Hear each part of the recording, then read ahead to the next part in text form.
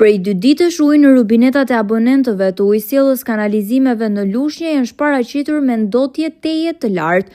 Situata është tepër alarmante sepse pothuajse në të gjitha lagjet mbizotyron situata ku uji jo vetëm që nuk është në parametra, por ndotja duket me sy të lirë. Asnjë përgjigje nga drejtuesit e ujësjellësit rajonal Lushnjë për këtë situatë, dhe kur shkon të marrësh një përgjigje për situatën, jo vetëm që nuk gjen askënd në zyrat e kësaj ndërmarrjeje, por edhe ngren supet sikur vjen nga ndonjë tjetër planet. Kur kërkon përgjigje për një situatë në prag të emergjencës sanitare në qytet, të gjithë janë në terren dhe nuk ka njëri të përgjigjet. E kot të gjesh një numër kontakti të drejtorit të ujësjellësit, i cili pothuajse asnjëherë nuk gjendet në zyrë për t'ju përgjigjur situatës, por edhe gjithmonë në terren për të zgjidhur situatën.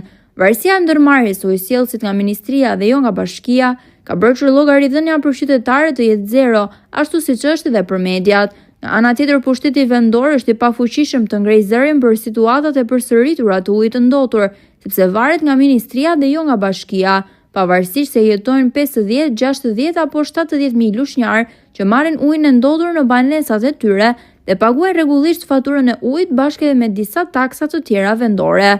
Edhe përfaqësuesit e opozitës mjaftohen me publikimet e këtyre situatave në rrjetet sociale dhe me kaq që kanë kryer misionin e tyre. Sa për banorët e Lushnjës, edhe kur shkon t'i pyesësh nuk përgjigjen se kanë hallet e tyre.